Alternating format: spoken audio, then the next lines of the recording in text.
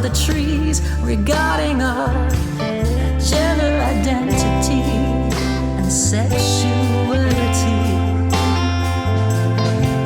When there's no place like home,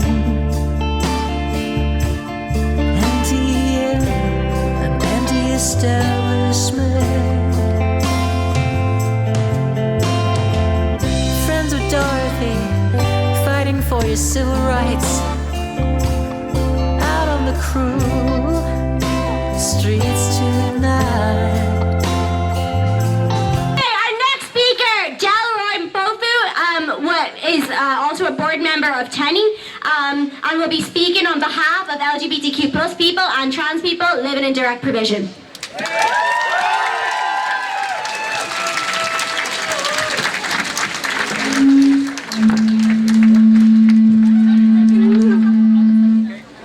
That's the one. Okay. Oh, sorry about that. First and foremost, as we celebrate Trans Pride today, I would like to take this opportunity to honor Silva Takula, one of our own who died in direct provision. Silva was a transgender woman who lived in the direct provision of male people only. This is a reflection of how trans people and non-binary people are treated in an island, people who live in direct provision. This is what they face every day. Perhaps some of you might be wondering why I'm starting with this. It's because it reflects on all of us here.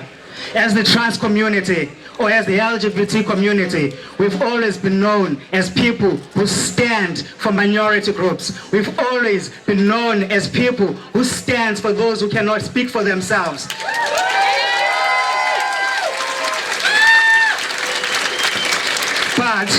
But as a person who lived in direct provision, I have to speak for myself and everybody else. That's a duty we have. It's not on me only, it's on you as well. Just as a reminder, direct provision was established as a temporary measure. It was meant to be there for a limited period of time, but 22 years later, it's been going on. And just as you think things are getting better, it is actually getting worse. Let me give you a picture. As people arrive in Ireland, they come from environments where they've been traumatized. They are vulnerable people. Instead, they are drawn to hotels where they have to live with people who do not know how to manage or how to assist people who are vulnerable. They do not know how to assist people who come from backgrounds where they've been traumatized. This is what we experience on a daily basis. As it goes on, it's not just that. As they live in direct provision, people live in Ireland, here in Ireland, in this modern day era. They wash their clothes with their hands. They do hand laundry. They live in direct provision. When they live in direct provision, they're expected, not expected, actually it's a basic human right that they access legal aid or legal support. But instead, they actually get a questionnaire, submit everything before they're even assigned a solicitor. What does this mean? This is a recipe of disaster in the making. This is a disaster in the making. In a few months' time, you will be hearing stories of people who go for their interview without any legal support. This is what's going to happen. And then you talk about backlog of people seeking international protection. Where is it coming from? The government itself is causing it. They are the one who forms these policies, but they are doing nothing. Just in 2021, the white paper was introduced. It was meant to be the sole getaway ticket from direct provision. But guess what? It's still just a blank white paper, or perhaps written in black. At least mine is written in blue. But theirs is just somewhere in the cupboard, sitting there, doing nothing. What's the purpose? It's just something to say we are working on something, but we're not working on something. Does that make sense? No, it doesn't, because that's what they do.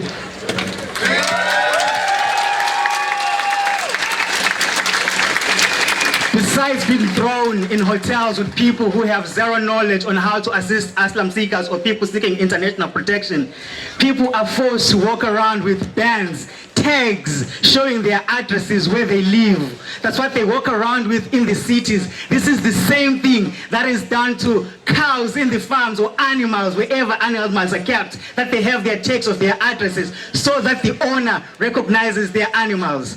But this, we're talking about people. In addition, people go for months without any medical support. They don't get any medical service until they have their PPS cards. But then it's a long process before they get their PPS cards, which means vulnerable people are still there in hotels without any medical support. What are we doing? What are we doing as trans people about this? We are all here today.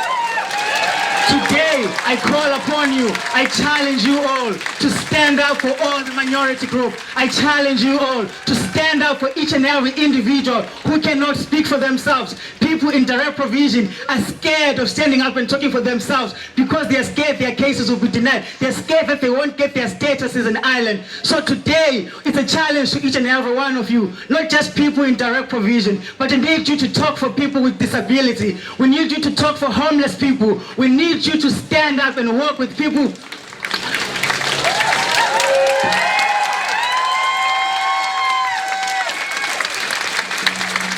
We need you to stand up and work with travelers community. They need us. They've always needed us. But now they need us more than ever. If there is one thing that the pandemic should have taught us, is that we are in this together. What happened to that? We need to keep that momentum going and claim our space in this society. Thank you.